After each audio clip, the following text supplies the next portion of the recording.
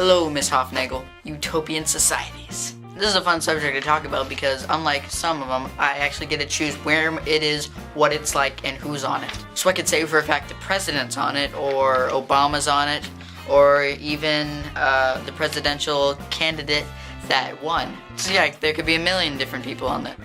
Location. I mean, where is it? Well, it is by Whidbey Island, in fact. There it is. Ha.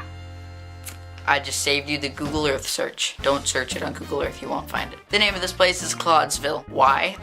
Because that's awesome. I don't really know why, it just sort of popped into my head. Not really, I thought about it a lot. Or did I?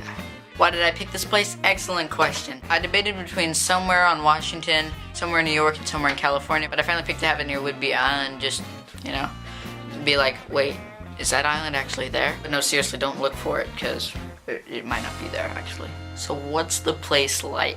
Oh, as you can see, it's a small island just off the coast of Freeland. It's not that big, obviously. There's a river, a small mountain on it. Beautiful, beautiful town in Clodsville. The population isn't very much at all, actually. There's only about 1,000 people living there. And you know, that includes parents, children, people that work in schools, people that work in stores and such. So yeah, that's not a lot of people. So what's the government like there? Well, actually, you might not know this, but Clodsville is actually its own country. About halfway between the coast of Freeland and the coast of Clodsville is a border that you have to, you can only get there via boat, but you have to go through the border. And yeah, you're actually leaving the US. It's weird, I know. So they have a president there. It's a little different situation from the US president, but yeah. I don't really know what economic means, so I'm gonna go Google it.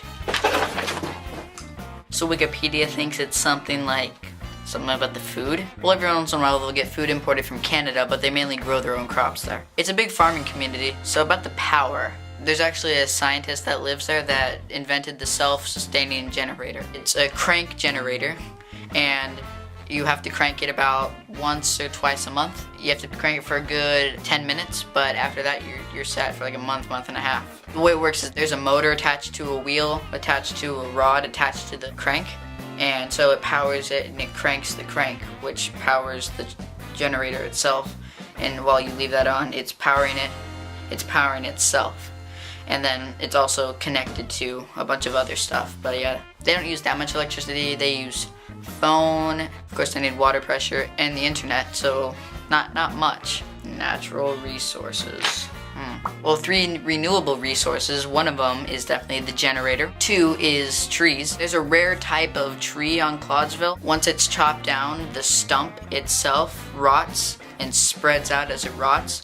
And after about a week of rotting, it will start growing again as 3 new trees growing from the rotting old tree. So this rare type of tree actually grows at an extremely fast rate. It takes about a year to get fully grown, so they won't be running out of trees anytime soon. So even if they chop down their entire forest, they'd be good. Besides the generator, they also use solar power to power the generator and everything else that the generator powers. So that's a renewable resource. The generator helps when the sun is blocked or it's nighttime, but the sun just gives it more power. On its own, the generator could probably last about 15 days, but with the sun, it can last a good month and a half. 3 non-renewable resources.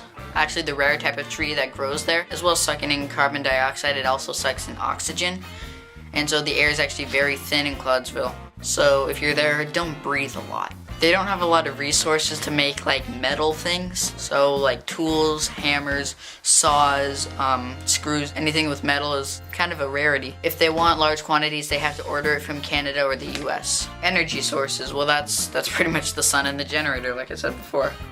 And it looks like that's about it. So that's my Utopian Society. It's a very nice place, some rare plants, and I'm definitely planning on moving there when I turn 18. I'm going to finish school there, or you know, I might commute. One thing I do want to mention is that all their vehicles there are actually ducks. If you don't know what a duck is, it's a half car, half boat type thing. Well, not really. It's pretty much a boat you can drive on land. So that was it for my Utopian Society thing. Hope you enjoy the video, Mrs. Hofnagel. And if you like this setup, the way I'm talking to the camera, this whole thing, you should check out my YouTube channel, Crazy Josh Gravy. I do vlogs like this all the time. And check out my 3rd channel, Crazy Josh Continues, where I post these vlogs that I talk directly to the teachers on. And that's about it. So, hope I get a good grade on this. And until next time, I bid you all goodbye.